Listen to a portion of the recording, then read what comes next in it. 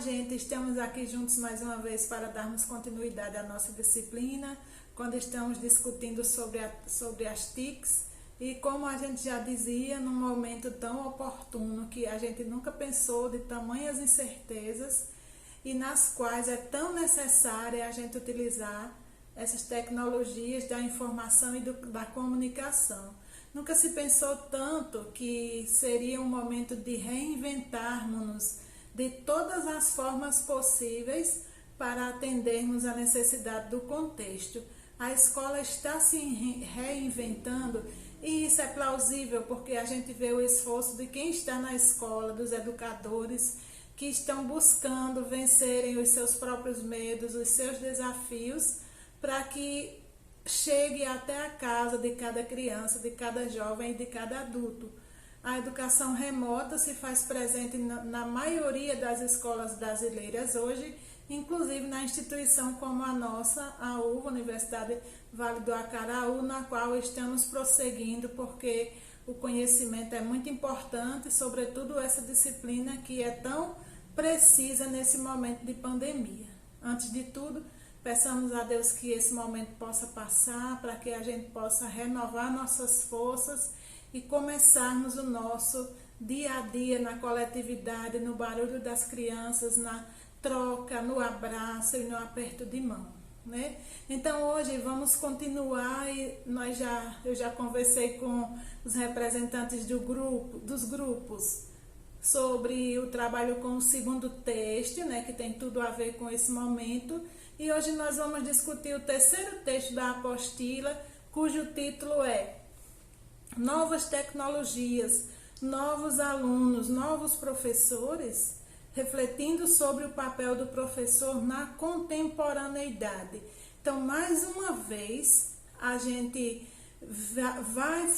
vai discutir sobre essa amplitude que é o papel das tecnologias da informação e da comunicação nesse momento tão preciso e tão atípico de pandemia, né? Então, a gente vai conversar com a mestranda Alda Lúcia Silveira, mestranda em Linguística Aplicada, e a gente sabe, volto a lembrar a vocês, que as tecnologias é também uma vasta linguagem na qual a gente chega ao outro por esse caminho, por essa metodologia, né? Então, o nosso texto inicia falando de quão importante é a gente, quando o texto inicia no título falando de professores e alunos, nós todos precisamos nos reinventar para uma nova escola.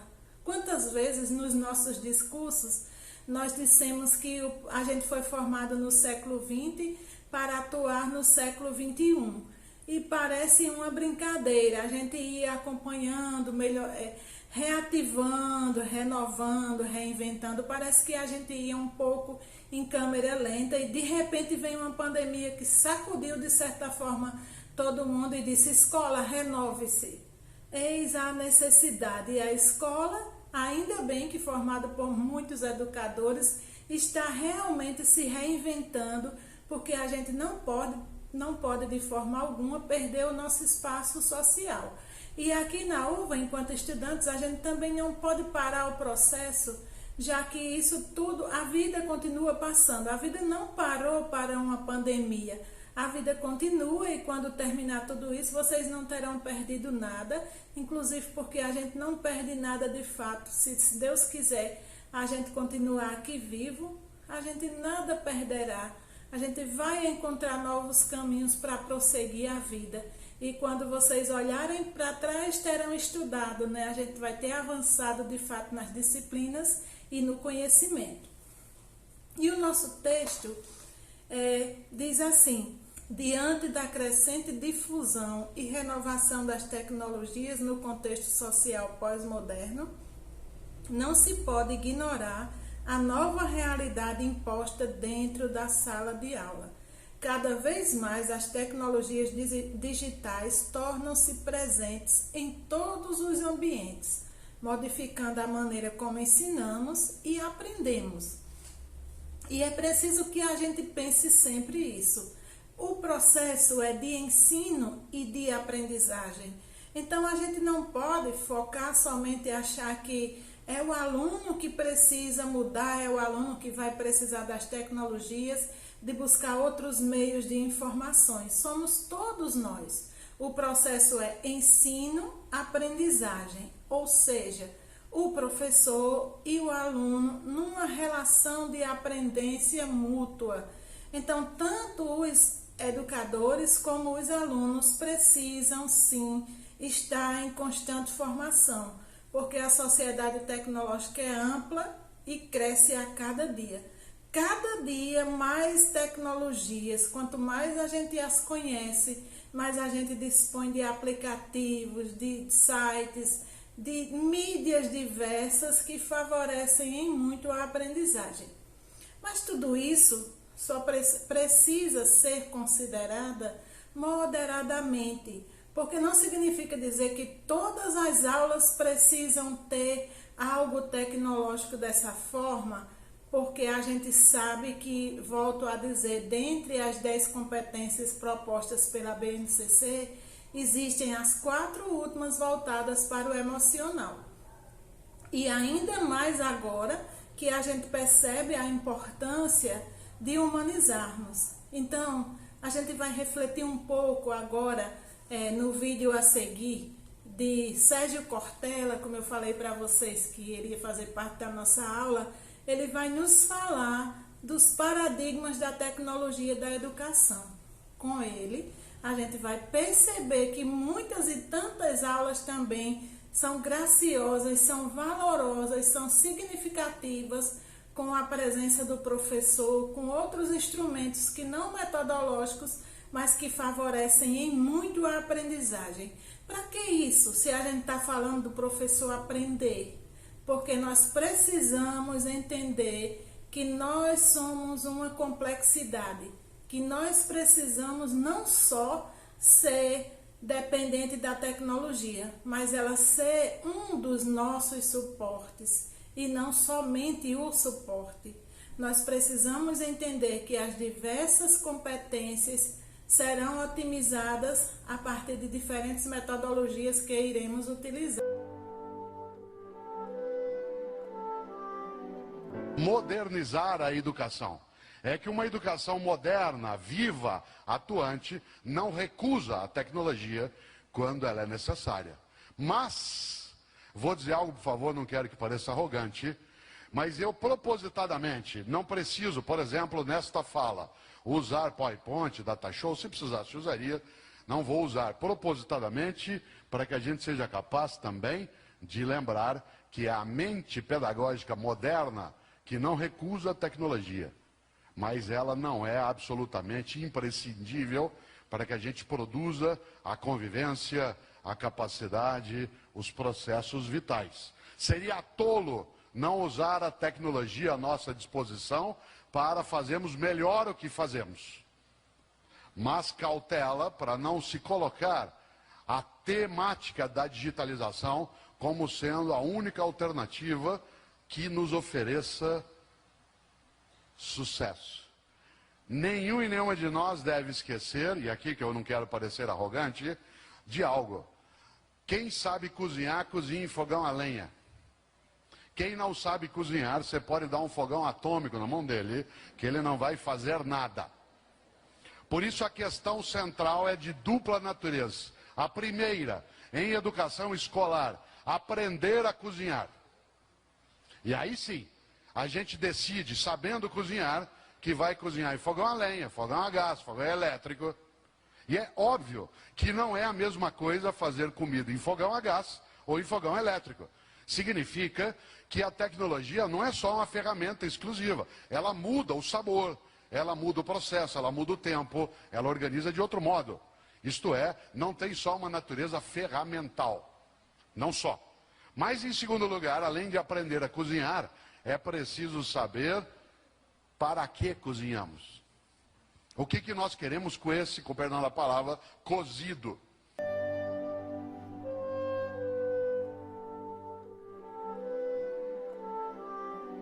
Tem gente nesse auditório que começou a dar aula com 16 anos e os teus alunos tinham 5. Aí você fez 20 anos, eles tinham 5. Você fez 30 anos de idade, eles tinham 5. Você fez 50 anos de idade, eles tinham 5. Cada um de nós tem contato no dia a dia com o ser mais novo da vida humana. Por isso que é estranho quando um colega ou uma colega diz uma frase tola e maluca, que é: os alunos de hoje não são mais os mesmos. Até aí a demonstração do mínimo de sanidade mental. Doença, e essa é péssima, é alguém que sabe que os alunos não são mais os mesmos e continua dando aula do mesmo jeito que dava há 15 anos ou há 20 anos. Se sabe que não são os mesmos, como é que continua fazendo do mesmo jeito? Aí quando dá errado, de quem que é a culpa? Dele. Vagabundo, sem vergonha.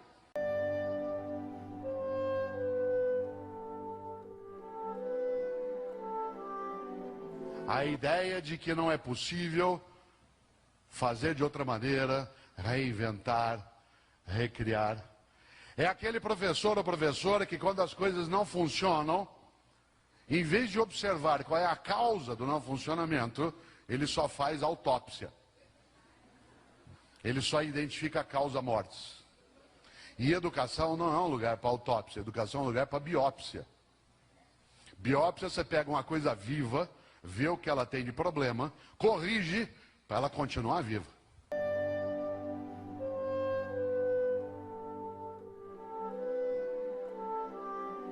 Cuidado com gente que não tem dúvida.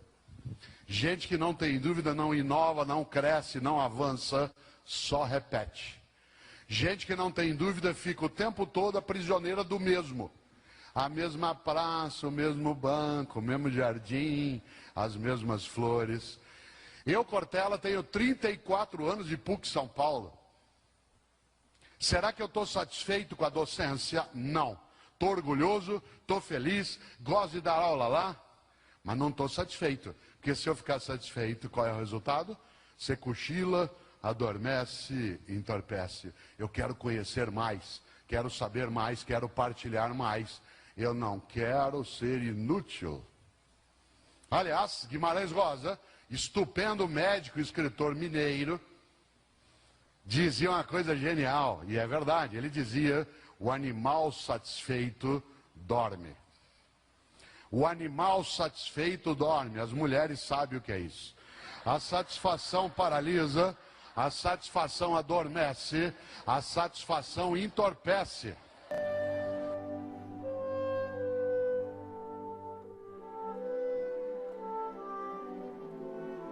Cuidado com gente que concorda e cuidado com gente que não tem dúvida.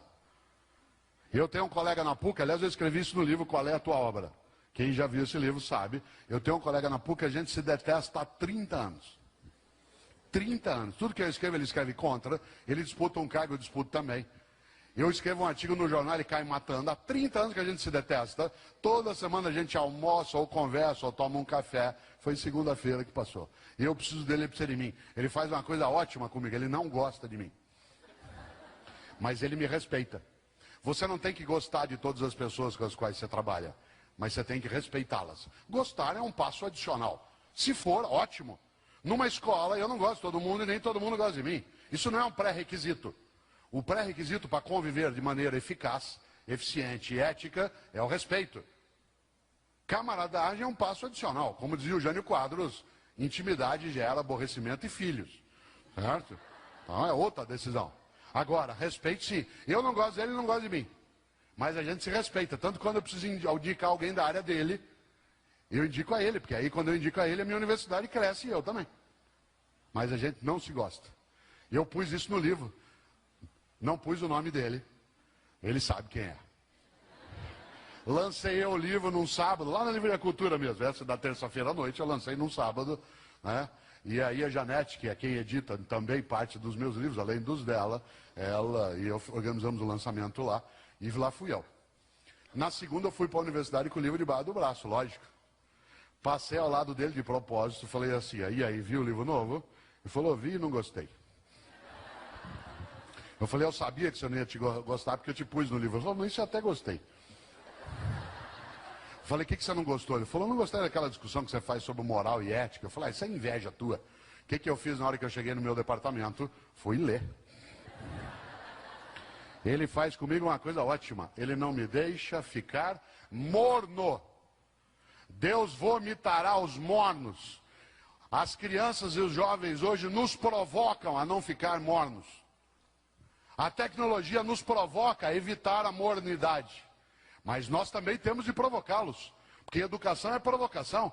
Eu posso sim fazer como eu estou fazendo, que é falar quase 1 hora usando uma tecnologia que é o microfone, ou fazê-lo de outro modo. O que ela não pode é não ser provocativa, porque se ela não for, não se constrói, não se cria, não se inventa, só se repete. Por isso...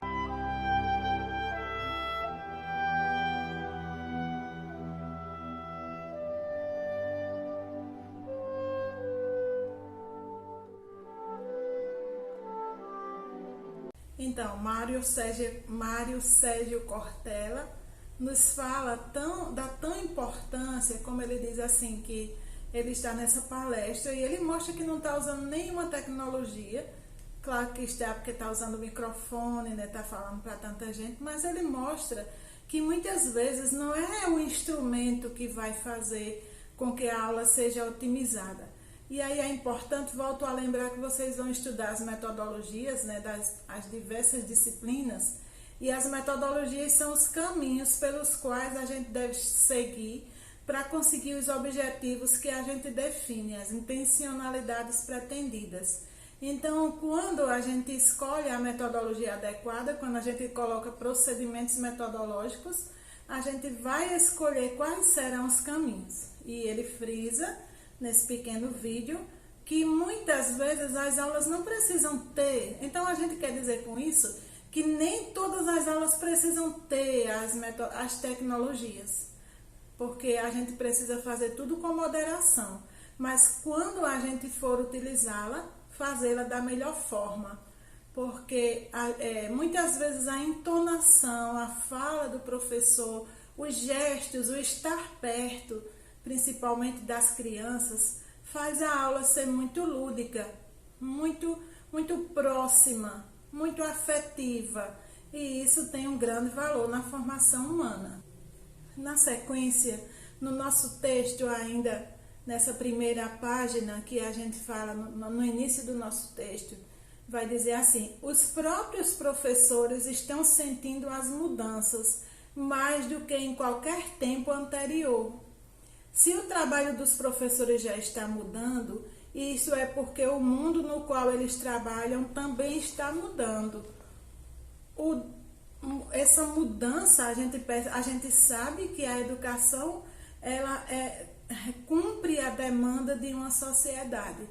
Então, nesse sentido, a gente precisa, e é nesse caso que os projetos políticos pedagógicos precisam estar sempre conectados aos nossos fazeres. É por isso que no projeto político pedagógico de cada escola a gente precisa pensar que tipo de cidadão precisamos formar para que tipo de sociedade. Ou seja, a escola ela existe para formar pessoas para inserirem-se e atuarem na sociedade. Então, por isso precisamos pensar que sociedade nós dispomos.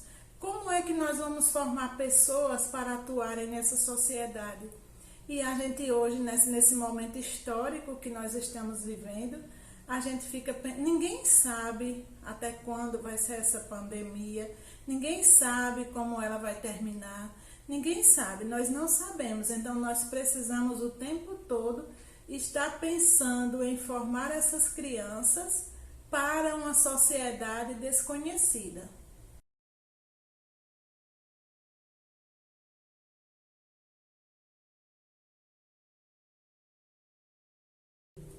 Então é preciso que, enquanto educadores em formação, a gente pense o tempo todo que é preciso discutir o papel do educador para que ele tenha os argumentos, os fundamentos para formar esses alunos e de acordo com a sociedade que a gente dispõe, que a demanda social implica. É preciso que cada vez mais, e é por isso que os projetos políticos pedagógicos devem ser revisados semestralmente, sobretudo no plano de ação, para que a gente não deixe de forma alguma de trabalhar o que a sociedade nos apresenta. E aí a gente pensa, uma reflexão, a minha forma de ensinar muda com a tecnologia, ou a tecnologia é só uma forma diferente de ensinar da forma que eu sei? E aí eu convido vocês para assistirem esse vídeo a seguir, curtinho, mas que nos traz uma boa reflexão.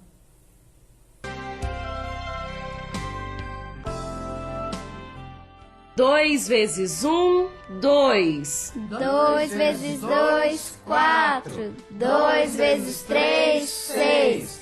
2 vezes 4, 8. 2 vezes 5, 10. 2 vezes 6, 12. 2 vezes 7, 14. 2 vezes 8, 16. 2 vezes 9, 18. 2 vezes 10, 20. Prezada professora, é com satisfação que eu lhe informo. A partir de hoje, a sua escola será moderna. Faremos uma transformação, professor. Vamos instalar novos equipamentos para permitir que a escola possa ser moderna, ou seja, uma escola do futuro. As novas tecnologias podem proporcionar uma educação por excelência. Você não continuará dando aulas com a tabuada antiga, vai poder utilizar ferramentas modernas. Peças de menor importância, as construções que são necessárias em certos atos processuais indispensáveis. All systems operational.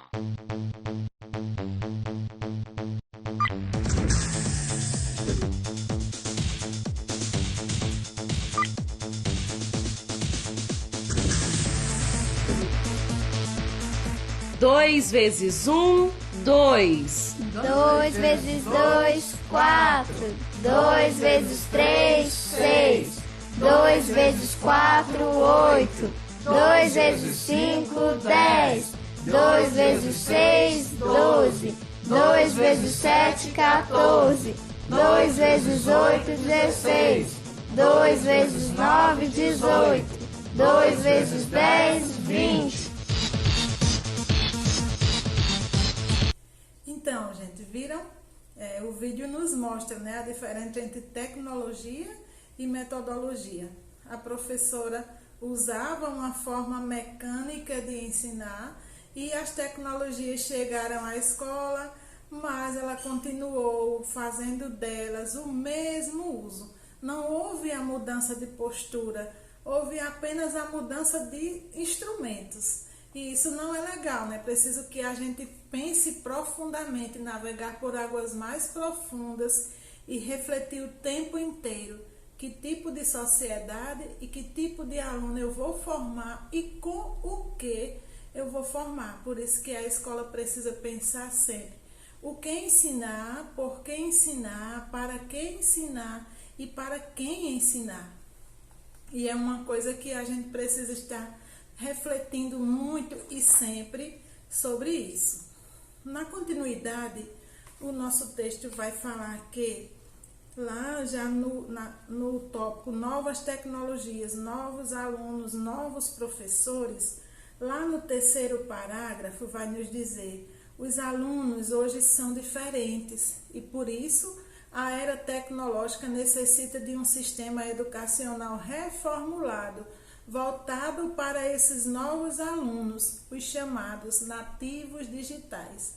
Ou seja, a gente não nasceu no século XXI, mas nós temos que fazer adaptações em nós mesmos para estarmos a serviço de umas crianças que nasceram nesse século. Então, eles são os chamados nativos digitais.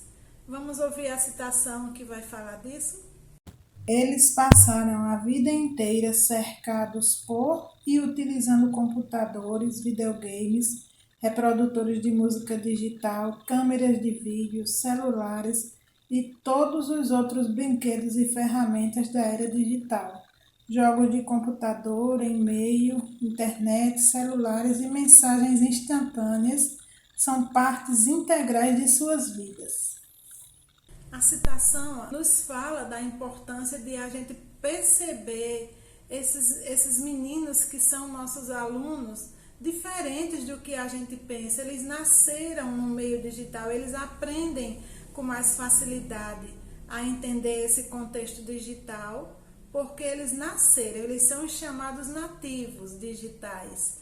E é preciso que a gente esteja o tempo todo pensando, eu estou a serviço de quem? De meninos que nasceram, na maioria, no século XXI e que tem um domínio muito grande sobre isso, que tem um domínio muito grande, e é por isso que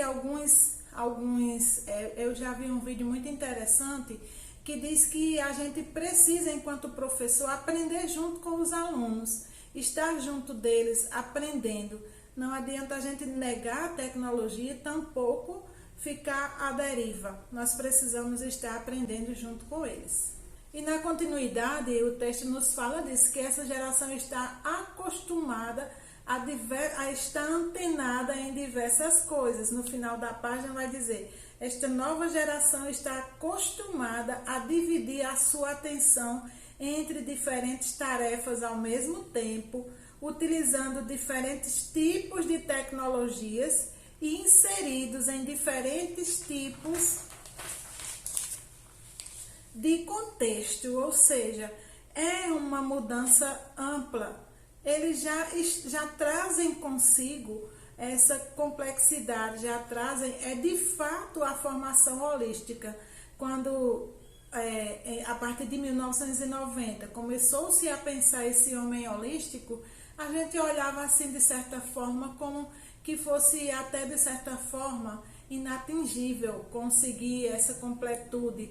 Mas a gente há que pensar que é preciso que a gente ressignifique a nossa prática para que a gente possa pensar em meios de efetivar esse pensamento. Vejamos o que nos diz o texto ainda.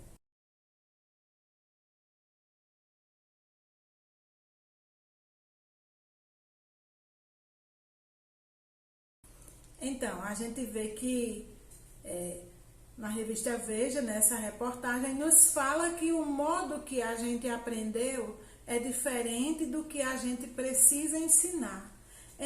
A gente vê isso muito na questão, para a gente trabalhar com inter e transdisciplinaridade, é preciso que a gente tenha sempre em nós a ótica do letramento, de perceber por águas mais profundas, de perceber os conhecimentos vistos por diversas facetas, de entender o mundo sob uma ótica amplificada.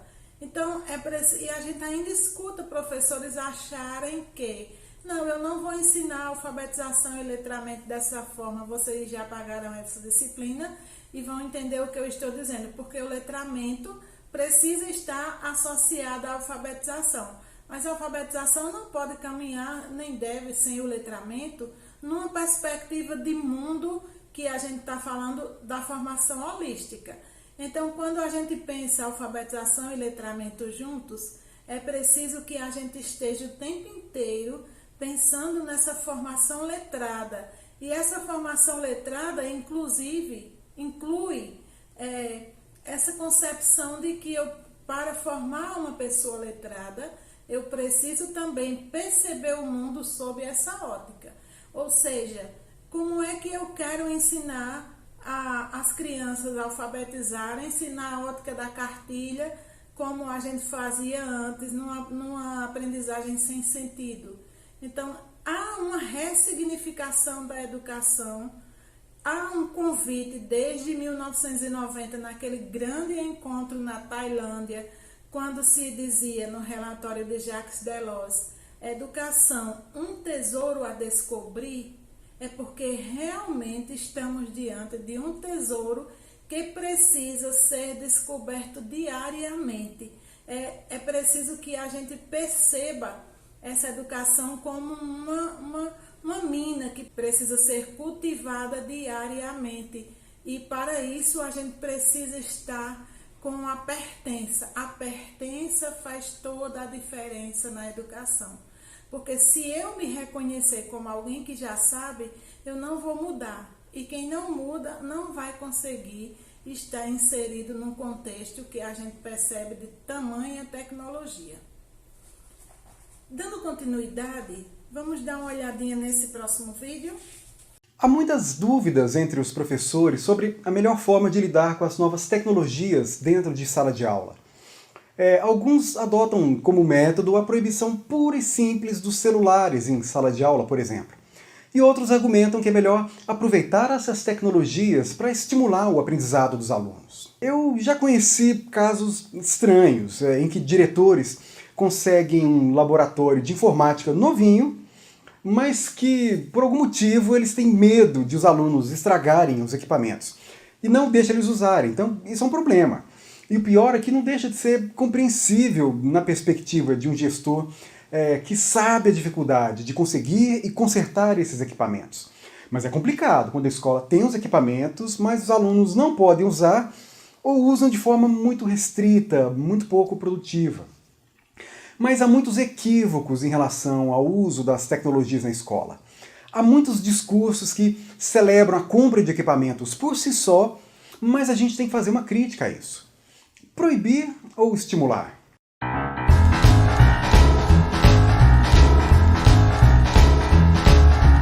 Há momentos em que disciplinar o foco e fortalecer a concentração é realmente a coisa mais importante para fazer. Então, nesse sentido, vale sim a pena desconectar desse excesso de distrações na internet para se concentrar. Internet é genial, mas a gente não pode desconsiderar que o que a maioria das crianças estão fazendo não é um uso criativo da internet, mas é pura procrastinação. E já tem muita gente sofrendo por isso. Por outro lado, a internet tem que estar presente na escola, mas de forma crítica. A escola não pode simplesmente repetir o que os alunos já sabem ou entregar algo pronto para eles. Colocar os alunos para jogar joguinhos educativos ou fazer pesquisas no Google. A escola tem que superar os alunos, ou fazer com que eles se superem no que diz respeito ao uso da internet. Os alunos têm que aprender a discernir uma fonte confiável de informação no meio de tanta informação falsa que circula na internet. Eles têm que aprender a interpretar as mensagens nas redes sociais de acordo com a fonte. Tem que saber que tudo o que ele faz na internet é registrado, que ele está sendo seguido a cada clique e que as empresas guardam essas informações sobre a gente e acabam nos conhecendo melhor do que os nossos melhores amigos. Eles têm que saber que o nosso histórico de navegação condiciona o que aparece para a gente nas buscas e nas redes sociais. Eles têm que aprender a se resguardar para não ser alvo de bullying, de assédio. Então vai de interpretação de texto a uma discussão ética, política e mesmo filosófica da internet. Um dos grandes desafios que as escolas têm em relação às novas tecnologias é fazer com que os alunos sejam não apenas usuários, mas produtores de tecnologia. Eles têm que aprender a transformar o que têm em mãos, e não a se contentar com o papel de consumidores passivos de aplicativos feitos por outras pessoas e, em geral, feitos para estimular o consumo. A tecnologia é uma linguagem e os alunos precisam aprender os códigos dessa linguagem. Os jovens não podem ser reféns de uma linguagem que eles não dominam. Há um grande movimento internacional na educação, entendendo que, já hoje, mas de forma mais intensa no futuro próximo, aqueles que não souberem princípios de programação serão considerados analfabetos. Tem até um termo para isso, analfabete. Os computadores ocupavam um andar inteiro de um edifício. Hoje cabem no nosso bolso. O nosso smartphone é mais poderoso do que o computador que gerenciou a viagem do homem à Lua em 1969. E a tendência é que no futuro próximo os computadores sejam menores do que uma célula.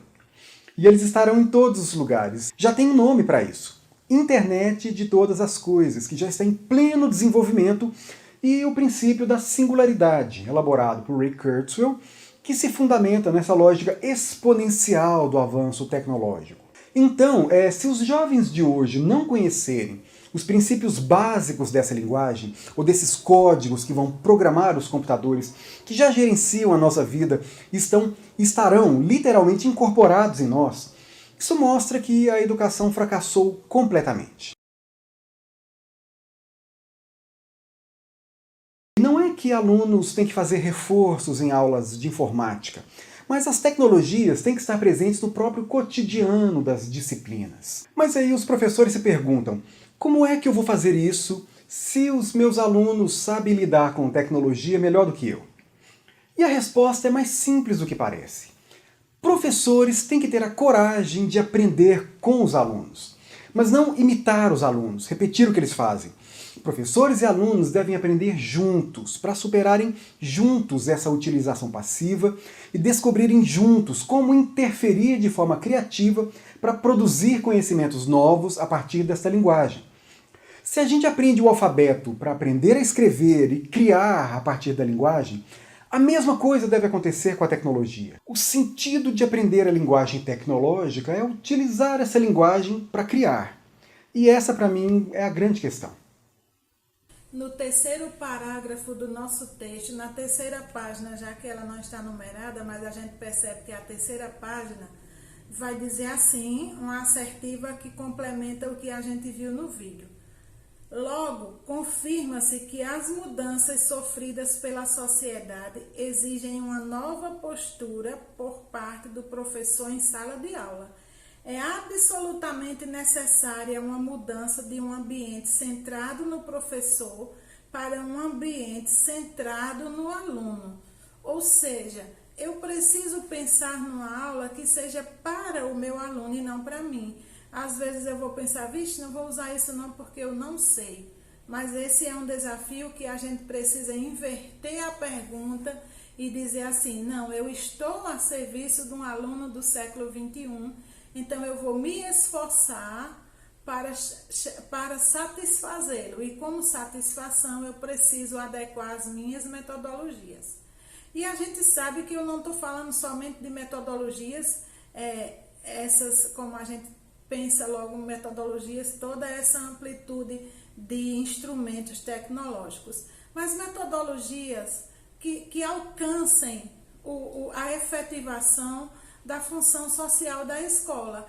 Muitas vezes hoje a gente dispõe de crianças com necessidades especiais que aprendem de forma diferenciada e que às vezes não é um instrumento tecnológico que vai chegar até ele, mas aquela metodologia de você estar perto, de usar aquelas porcarinhas que Drummond falou, ainda fazem muito significado.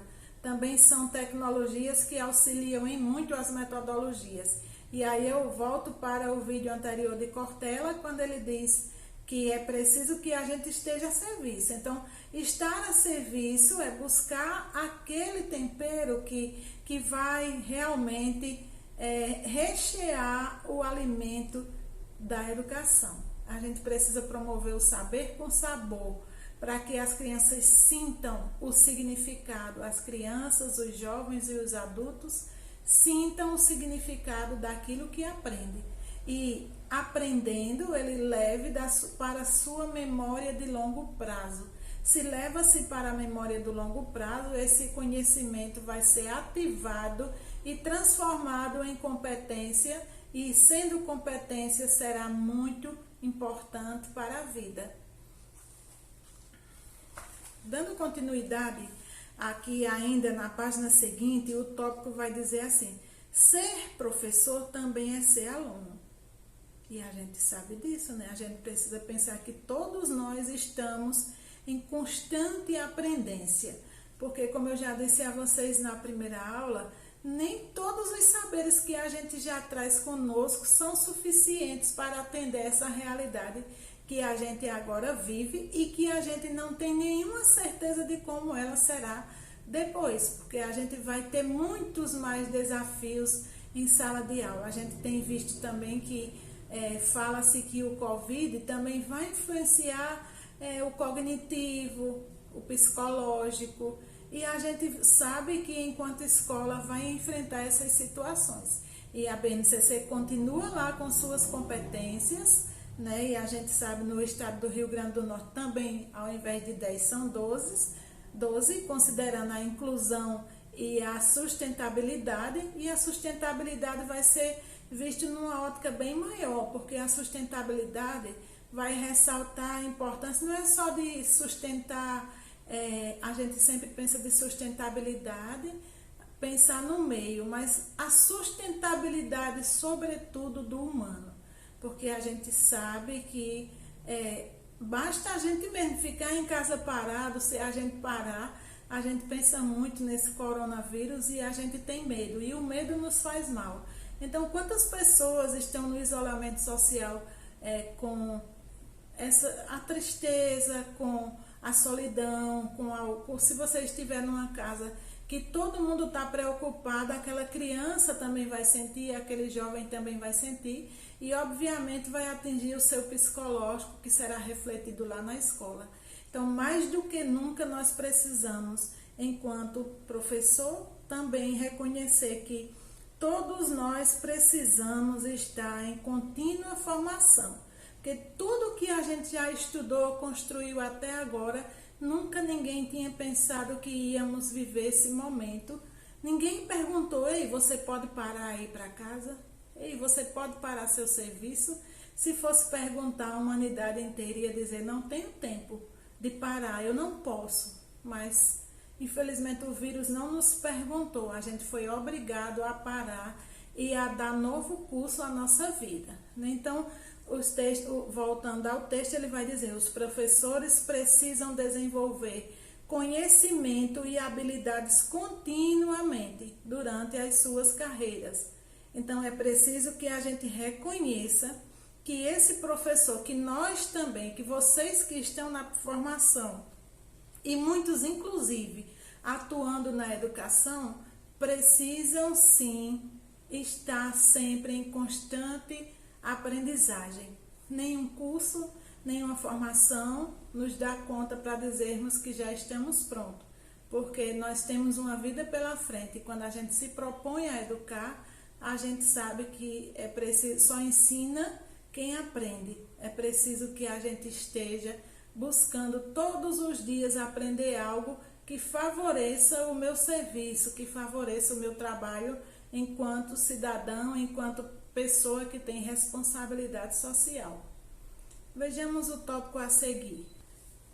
A citação nos diz: quando pensamos em educação, costumamos pensar no outro, do aluno, no aprendiz, e esquecer como é importante olharmos os que somos profissionais do ensino como sujeitos e objetos também de aprendizagem. Nós todos também, volto a dizer, só ensina quem aprende. E agora, mais do que nunca, a gente precisa compreender que nós precisamos nos refazer, nos reconstruir.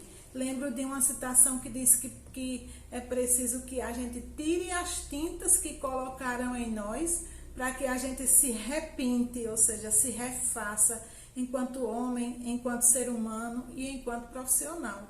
É preciso que... e aí eu acho interessante, vocês são abençoados estarem estudando agora essa disciplina antes das metodologias, porque com certeza vocês já vão olhar as metodologias de uma forma diferente. Vocês vão estudar as disciplinas separadamente, claro, mas é preciso que o seu olhar seja interdisciplinar, que você vá para as disciplinas reconhecendo a importância do letramento, que você vá para essas metodologias compreendendo que a gente tem uma BNCC que dispõe das 10 competências e o Rio Grande do Norte dispõe de 12, e entender que cada uma dessas disciplinas que vocês estarão a estudar tem suas competências específicas, suas habilidades específicas citadas lá na BNCC. É preciso que a gente as conheça para que a gente produza uma aprendizagem interdisciplinar e sempre focando a singularidade de cada uma, mais juntinhas como um saboroso prato. O ensino precisa estar focado na interdisciplinaridade. E como a gente vai fazer isso aí, como as metodologias, como as tecnologias serão inseridas nesse processo. Espero eu que vocês já estejam nessas metodologias com uma nova visão, com uma reflexão profunda sobre a importância das TICs, para saber adequá-las a cada situação, não só de estágio, mas também de vivência, quando, se Deus quiser, todos vocês estiverem atuando. Quer seja na sala de aula, quer seja como coordenador, quer seja como gestor, quer seja como profissional das muitas e amplas áreas nas quais o pedagogo é importante. E mais ainda agora, a gente sabe que vocês vão também estudar o estágio 3, que fala muito da pedagogia hospitalar. E falando da pedagogia hospitalar, a gente fica olhando, quando tudo isso passar, certamente ainda mais o pedagogo hospitalar vai precisar atuar nos hospitais, nos lugares onde estão as crianças, jovens e adultos que precisam de acompanhamento. Ainda no nosso texto, na continuidade, diz assim: hoje o professor deve ser o facilitador da aprendizagem e deve também ser aluno. Estar em formação contínua traz vantagens não apenas para a escola e alunos, mas para o professor. É o que a gente já está discutindo. Mas não adianta você formar-se porque alguém lhe disse. É aquilo que eu falei da importância da pertença. Precisa vir de dentro. O seu desejo de ser melhor do que você. É a gente ser abençoado por Deus e ter uma profissão e dar nela o nosso melhor. Lembro sempre a vocês que o nosso gestor da nossa vida é Deus. Então, sendo Ele o nosso gestor, eu preciso ter sempre na minha mente aquele versículo que eu já disse tantas vezes: fazei tudo como se fosse para Deus e não para homens. Seja onde vocês estiverem, façam tudo como se fosse para Deus e não para homens. E ainda outro dia eu encontrei na Bíblia um versículo lindo que diz: se é para ensinar, que seja da melhor forma. Então, ensinar é uma cobrança muito ampla que a gente se vê agora nesse contexto. Mas não é um diretor lhe cobrando, não é um seu colega cobrando, é a nossa responsabilidade social. Enquanto se eu escolhi a educação, se eu escolhi a pedagogia, então que a gente faça desse campo a melhor coisa que a gente pode fazer. E aí eu chamo vocês para olharem um pouquinho mais para a gente finalizar. Vamos lá ver mais um pouquinho da citação? Então, para a gente finalizar, vamos olhar o que nos diz Moran quando diz assim: por fim, para exercer devidamente o nosso papel de professores, devemos levar em consideração algumas atitudes que, embora simples, muitas vezes passam despercebidas. Segundo Moran, para sermos bons profissionais hoje, precisamos crescer profissionalmente, sempre atentos às mudanças e abertos à atualização. Além disso, também é importante participar de atividades e projetos da escola e orientar a prática de acordo com as características e realidade dos alunos e sua comunidade. Ou seja, finalizamos pensando isso: as tecnologias da informação e da comunicação.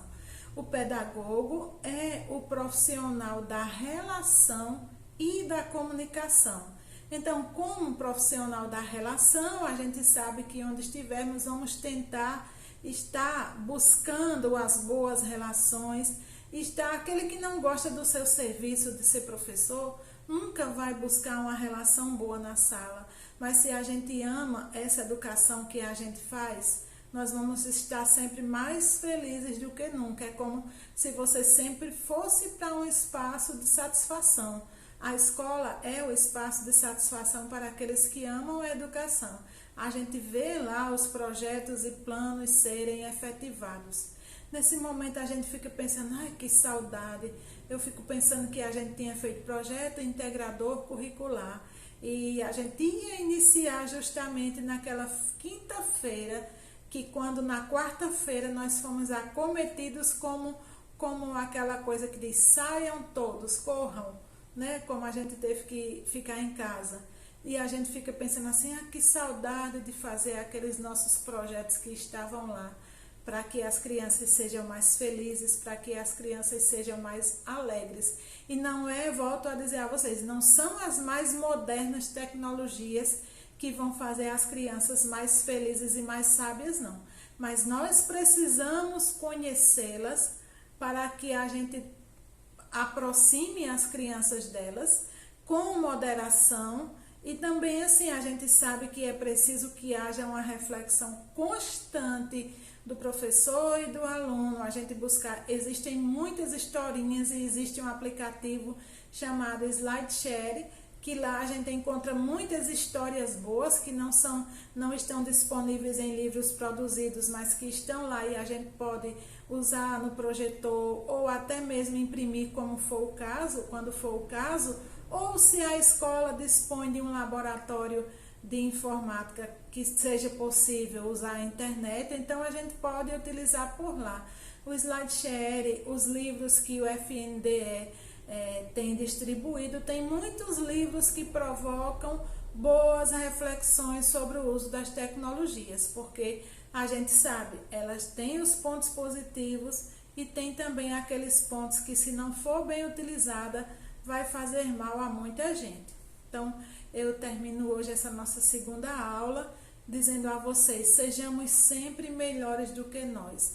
Avancemos, estudemos, conheçamos as novas tecnologias, porque nós precisamos ser ainda aquela escola que é o lugar privilegiado, reconhecidamente privilegiado, em oferecer informações sistematizadas. A escola não pode perder esse seu papel.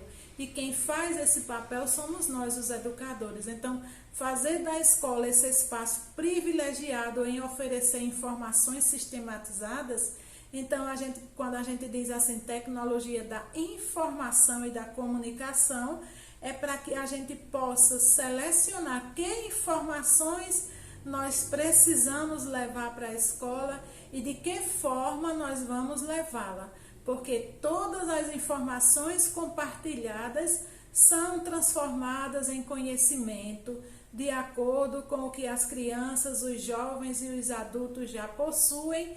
E aí vocês já discutiram muito certamente nas psicologias estudadas, que a neurociência entra muito hoje nos mostrando que todos esses instrumentos, todas essas metodologias, todas essas tecnologias que a gente leva para nossas aulas, elas têm um papel de construção do conhecimento. A gente leva as mesmas informações, mas cada criança, cada jovem e cada adulto transforma-as em conhecimento. E para que a gente compreenda ainda mais como nós precisamos estudar sempre, eu tenho que olhar a criança, o jovem e o adulto além desse corpo. Eu tenho que entender o que a neurociência nos explica, que cada funcionamento mental é de um jeito. Nós somos os seres humanos que temos um cérebro em funcionamento na produção de aprendizagens. E cada um funciona e muito de acordo com o acionamento das tecnologias, das metodologias que o professor vai utilizar.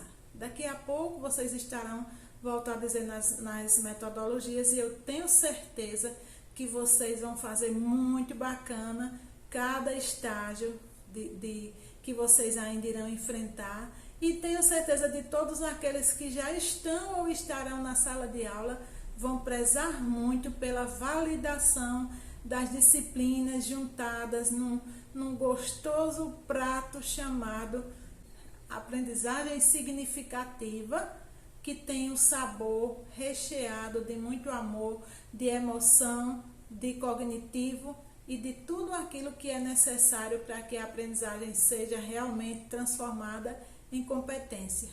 Um beijo no coração de cada um e até a próxima aula, se Deus quiser.